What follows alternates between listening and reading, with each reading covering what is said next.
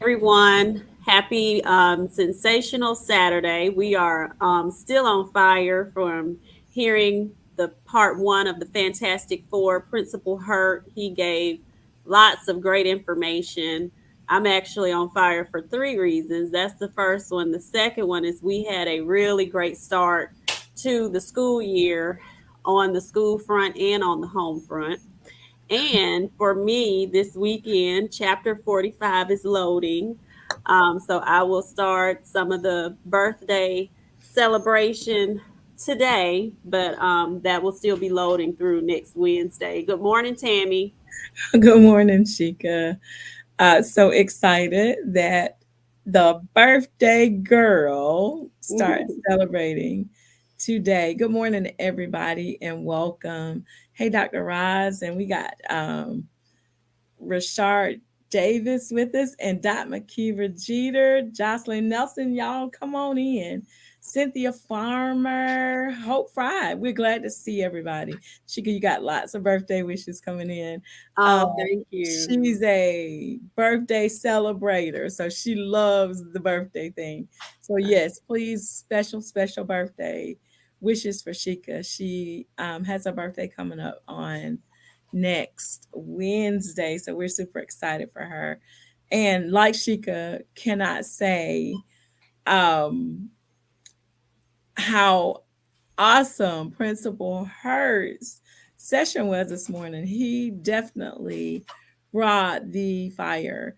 And we are so excited about the characteristics that he's sharing that teachers need from us as school leaders. So please, if you did not actually get to hear his session this morning, go back and listen because he is given some very amazing information that can help us to step up our game as leaders. So thank you, Principal Hurt. As always, a phenomenal job.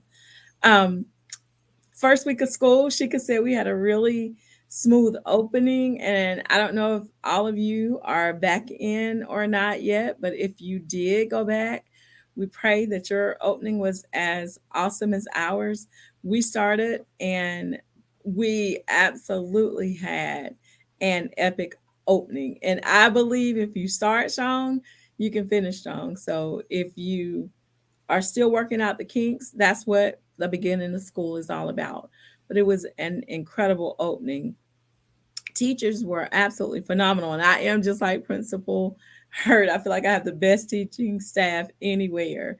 But they came in on purpose with their minds right for the tasks that were ahead of us, getting school open for these kiddos that came back. And I think I have the best kids as well because they came in ready to do what needed to be done. We're short staffed in some places, but we are still able to do the work because everybody pitches in and nobody minds getting in and rolling up your sleeves. And that's what I love about a community like this. And that's one of those things that Principal Hurt was talking about this morning.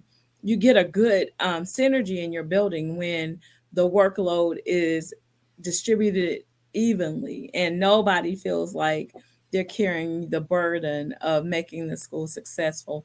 We're excited because we're coming with part two today, and we're coming back with ideas and strategies for making sure that you are holding on and retaining teachers who are needed to do the work in your building.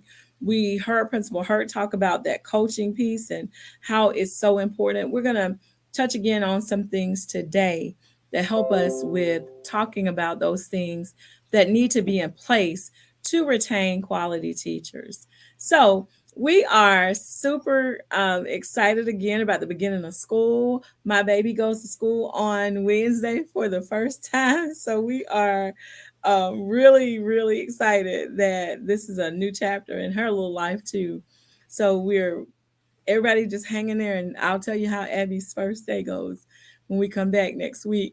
But we want to just say thanks for joining us on the R.E.A.L Academy and want to just say to anybody who's new joining us, Shika and I consider ourselves to be your problem solving leaders, because we have developed this framework that we call the R.E.A.L.L framework to assist schools and to assist at leaders in their efforts to be schools of purpose. And we have put together the framework because we found ourselves in sanctioned school improvement.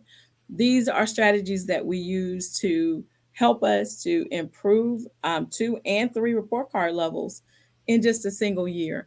So we're always willing to share as a part of that Fantastic Four those things that we've done to try to make sure we're moving the academic needle and to avoid going into improvement if you're a school who is threatened with the reality that that might be something that happens. These are very real strategies that you can use every day in your leadership. And the acronym R.E.A.L stands for, the R is for respect, the E is for excellence, the A is for accountability, the L, first L is for literacy, and that second L is for leadership. Because again, those are the things that helped us to frame the way we were working with our school teams to create a school setting where we were able to make those improvements that moved us forward. Also, if you're not familiar with what we do, you can check out our website and just see the kinds of things that we do offer. I also want to just give a quick introduction to who we are as people, because if you're not familiar, just want to share some information about who you are listening to this morning, just so you know that we are not just two girls sitting here trying to tell you something that we have not experienced. But Sheka, and I'll start with her, is the director of secondary interventions for our school district. She's also our AVID district director. She's a staff developer for AVID and does an incredible job with that. She serves on the board of trustees for MUSC, which is our local hospital system, as well as Girls on the Run, Tri County. We both actually are contributing authors in the Women Who Lead series that Dr. Sharon Porter invited us to be a part of. And we're the co founders of Create and Educate LLC. That's the company that you'll see when you go to our website, because we are, again, professional development providers, but we're also coaches, trainers, and we do anything that you need to help get your leadership and your leadership teams going.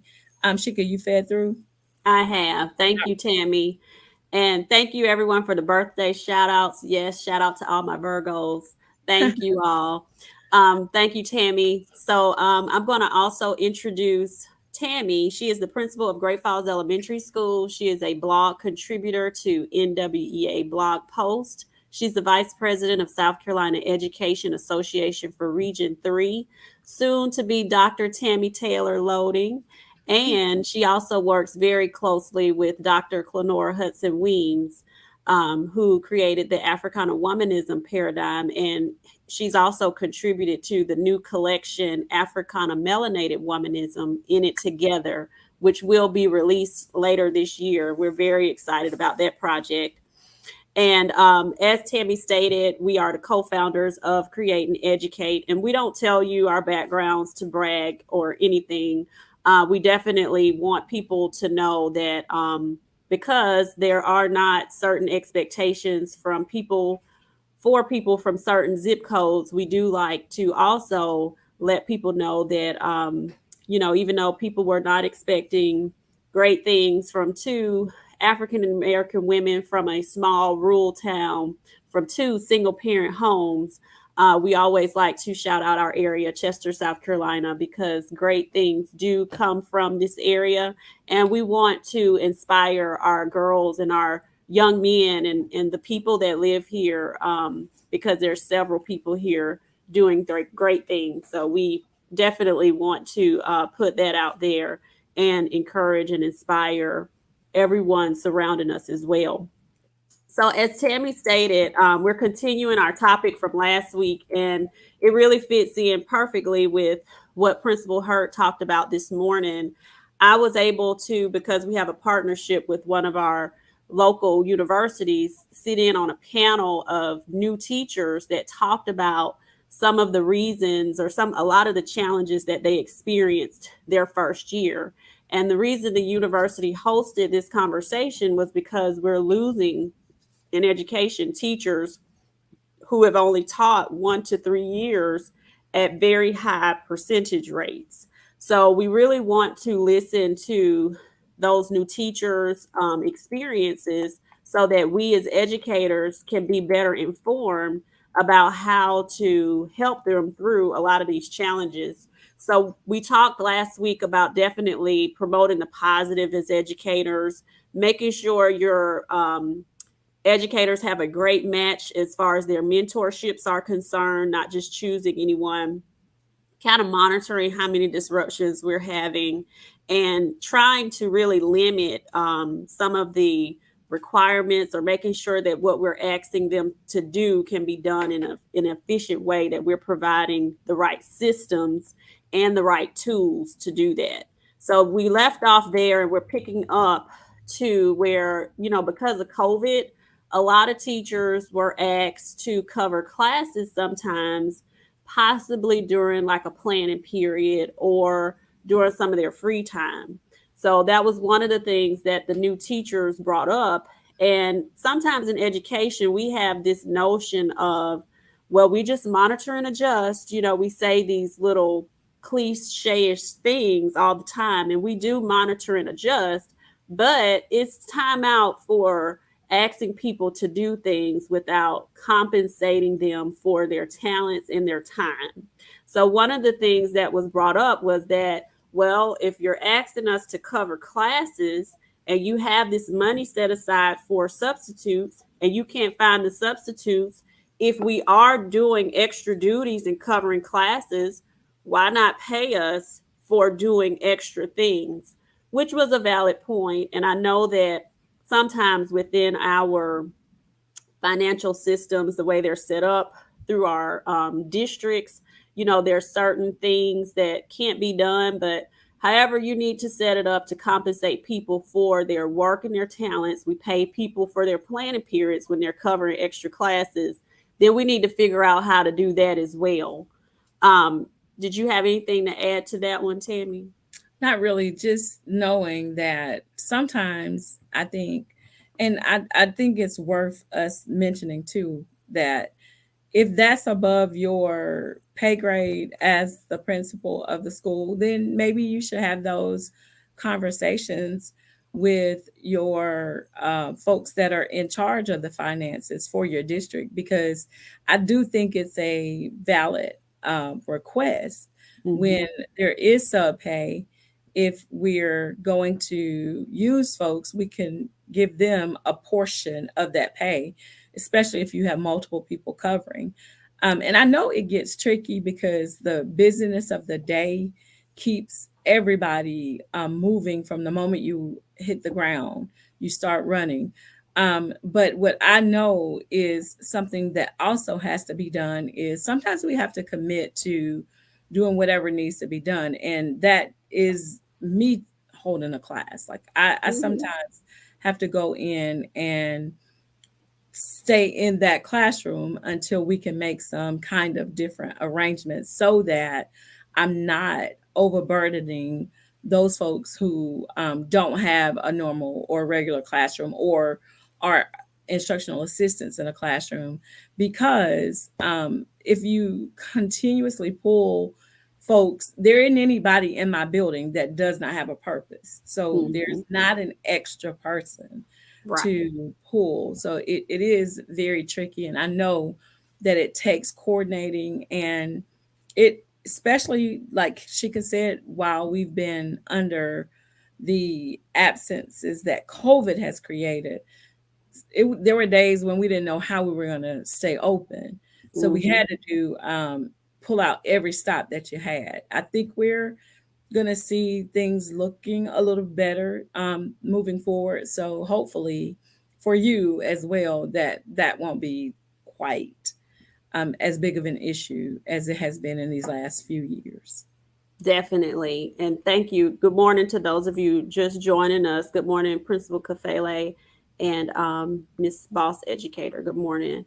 And you're right, Tammy. I even had to cover classes, and several of us from the district office had to cover classes because it is all hands on deck. But I think when we're talking about our teachers and retaining them, we do have to try to make sure we're balancing whether it's, just a jump in at the moment type of thing, or if it's a consistent thing, then we definitely need to advocate for them as the leaders to, hey, we need to get them some extra pay. This has gone beyond just Yes. jumping in for a moment. Absolutely. I think back to one of the things that Principal Hurt said this morning when he was talking about how the staff has to see you in a certain way, and you have to lead by example, not boss the Mm-hmm. situations around you. People are looking to see how you handle those things. Like, Mm-hmm. I have to teach a math class. Like, I've had the teacher isn't there and gonna be there Mm-hmm. for a couple weeks. Guess what? I roll up my sleeves and get in there, and I'm teaching fifth grade math. And Mm-hmm. when you're willing to do those kinds of things, I think it goes right back to what Principal Hurt was saying this morning. You see that you start to gain the trust of your staff, and You they do. believe that you're in it with us, not just standing over us, bossing and managing Mm-hmm. everything that we do, but you are leading alongside us so that you are inviting them to be a part of that leadership. Definitely. And I don't think it stops at the building level because one thing, we used to say, but when I was a principal, that the district office was the ivory tower. But now, since I work there, we don't say that anymore. So, one thing I have tried to do, He doesn't say that especially anymore, but everybody else still says that. And now they say it about her.